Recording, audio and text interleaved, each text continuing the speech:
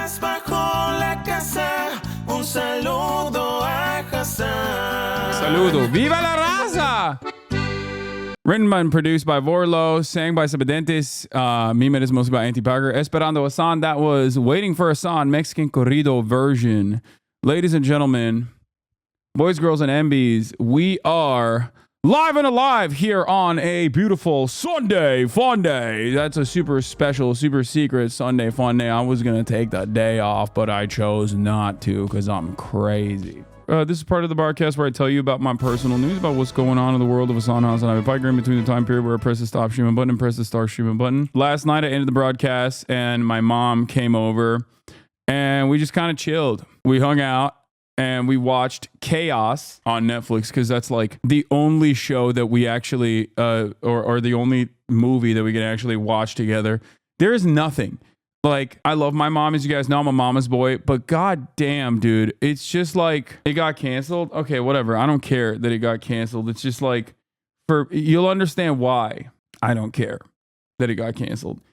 Because there is virtually nothing I can do in terms of finding a show that both me and my mom enjoy. We can't.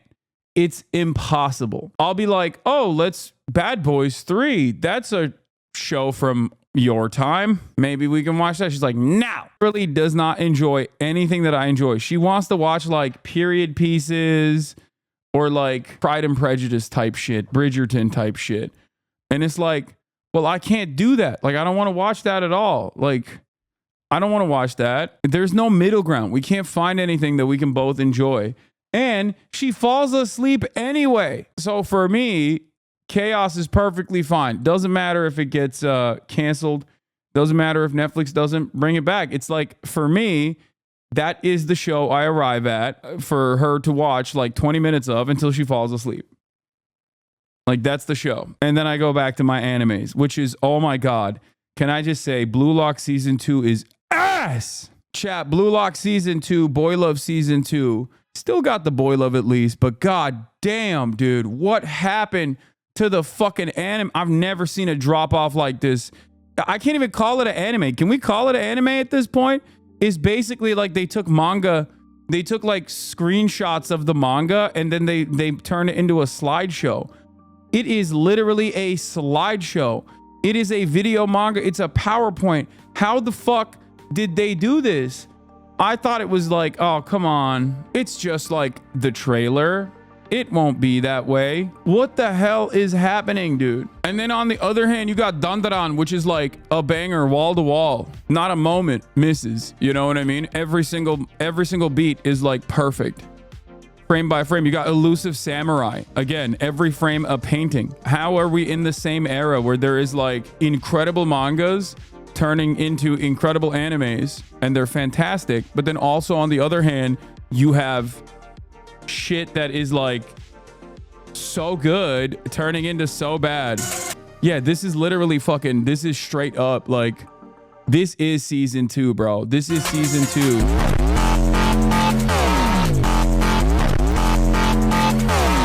Like, it's not even a joke. It's not even a joke. There was a guy that did the reference. Oh, here, this is it. Like, look. That's actually from the anime, chat. Like, this is the straight up just a rip from the episode.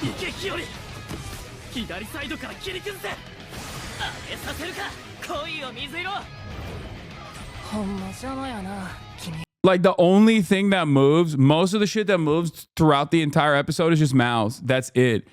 And it's like, are you fucking joking? Like, the first season was incredible, dude. The first season was like, you're running around, you're fucking, there's like movement, there's ball movement. It's just like, it looked like a real show.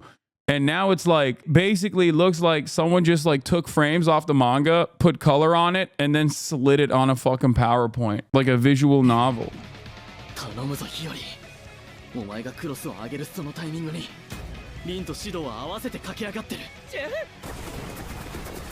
Okay, there's some movement. Wow, look at that. They're running. They're running a little bit. Never mind. Too much running. Sports animes are always ass. You deserve it for watching it. No, Blue Lock was sick. Like, I mean, I'll still watch the garbage. I don't care. Brother, I couldn't get through Elusive Samurai episode 1. Seemed too baby-like. Does it get better? Does it get better? Yes. Dude, first of all, I will never understand why animes do that shit where it's like a baby. It's like a child as the main character. But they're chopping heads off, dog. What the fuck? And one thing that Elusive Samurai does that I really like is like Samurai Champloo style. Like, because one of the guys is a god. So he'll just constantly break the fourth wall and like talk about the future and will like make references to things that are in the future. Have you watched My Hero Academia season 7? Yes, I'm watching it. I made the mistake of watching it dubbed for one of the episodes. And one of the characters speaks like it's supposed to be like a TikToker way of speaking. And it made me want to die. In the sub, it's fine. But like, because I don't understand Japanese. But when she speaks, I forget what her name is. Oh, God, it's so lame. It's so bad. Yeah, bro, she says, Hawks is a total Riz King. And I was like, what the fuck is... What did I step into? What the fuck? Wait, they use CapCut Explosion? No, ain't no way they...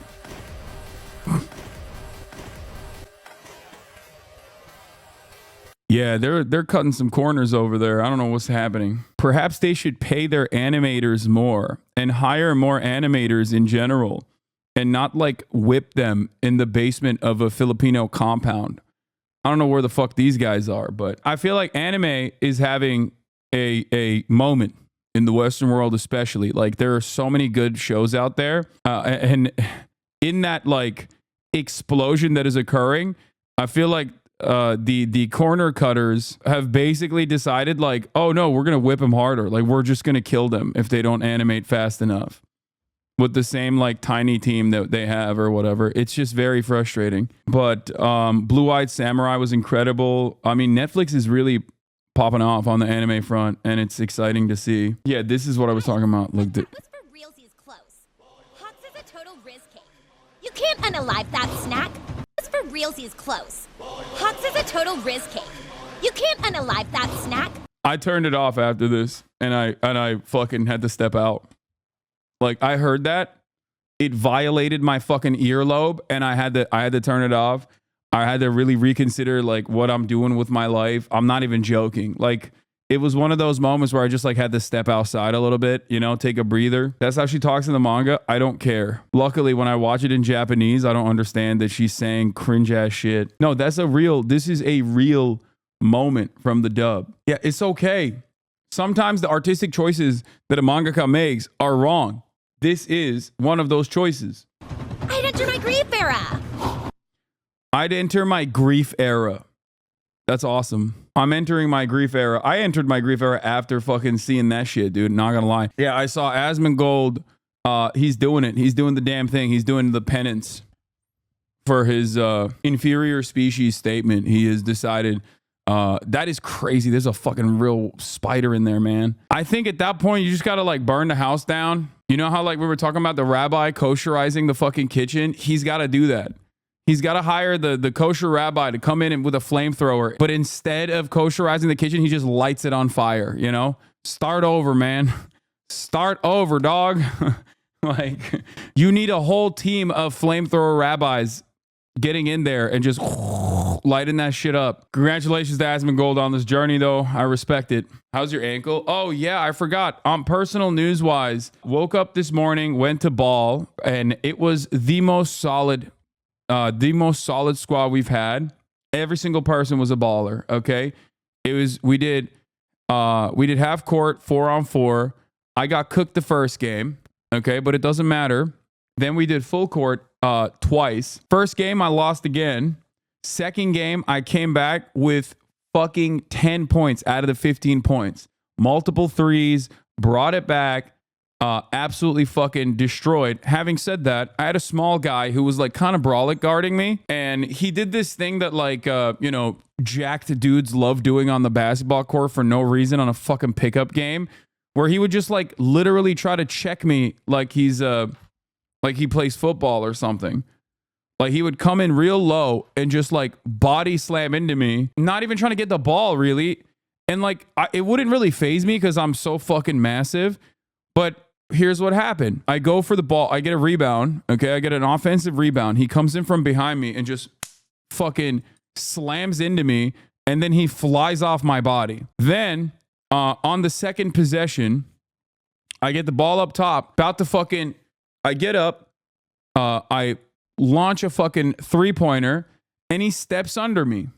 And when I landed with my fucking ankle rolled up on his foot. Absolutely the worst, like the most annoying fucking type of player. It's like, come on, man. We're playing fucking Sunday. We're playing Sunday pickup basketball. Like, I'm not trying to get fucking injured, you know? He did apologize for it, but it's just like, it's still, it doesn't matter. You know what I mean? It's like, you don't need to do that. You don't need to try and like, you know, like be a little bit more considerate. There's no reason to injure yourself while playing like a fun, friendly game of competitive pickup basketball. We're not like winning a tournament here, you know? Would you say your embodied chair is worth it? I'm looking for a new chair, but it's $2K. I love this fucking thing, dude. You know, this is, what is it? What's the old like unk ass take where people say like, you got to make sure things that connect you to the earth are nice. You got to make sure you don't skimp out on your tires and your bed and your shoes. Yeah, and your shoes. Exactly. Things that connect you to the earth. Make sure your bed is good, your shoes are good, and your tires are good. And for me, it's like I spent so much time on this thing. I mean, it's like 8 hours a day. It was a worthwhile investment for me. Probably one of the best investments that I've made, except I didn't even invest in this. They just sent it to me for free because that's how the rich get richer, baby. Try to get it off of like Craigslist or whatever. I think that's the best possible way to do it. If you get it off of Craigslist, like you'll be good. A good chair is crucially important for a full-time streamer. Yes. This is the Logitech collab that they have. I have an M-Body as well, I think, but this is the Aeron or vice versa. I don't know which one it is. I have the Hasan Nasrallah chair as well. The Hasan Nasrallah has a Herman Miller M-Body, I think. And then I have both. I bought one of them, and then this one they sent me. Was Nasrallah a gamer? I don't know. Maybe. But like Herman Millers are really fucking nice. And if you're spending a lot of time on it, like, you know, companies fucking buy them all the time and then they go bankrupt. So be on the lookout for like a liquidation sale or some shit like that. And you can cop one pretty fucking cheap. Like it is worth it for sure. Sometimes they'll have it on like Craigslist and shit. Like it's one of those things that I do definitely recommend. You might cop one on Facebook Marketplace or whatever for like $250, $300, and it's definitely fucking worth it. Like big time. Even the old ones, like they're pretty resilient. How do you think like us poors? What the fuck?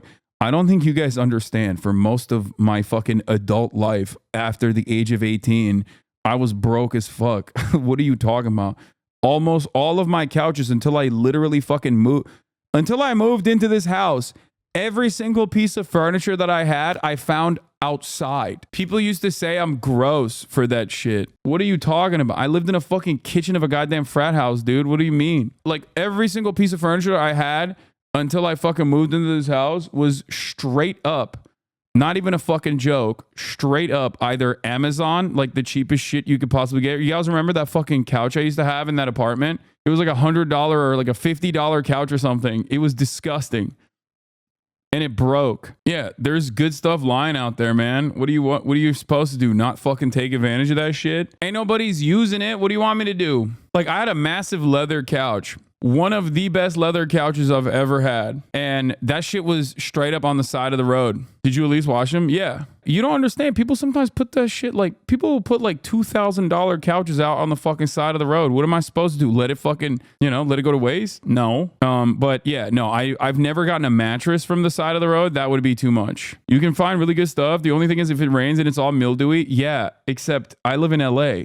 So it doesn't rain that much, which is why it's awesome. Zip code dependent, I fear. Yeah. No, you're right. If you have a homie with a fucking pickup truck, go to like a rich ass neighborhood and just drive around a little bit. Here, I'll give you a tip. Rich ass neighborhood near a college campus around the time when like the semester is ending, you will be able to get some pickups that are out of this world. Rich people have no consideration for like their old stuff. They'll just put it outside and it's like a perfectly fine thing.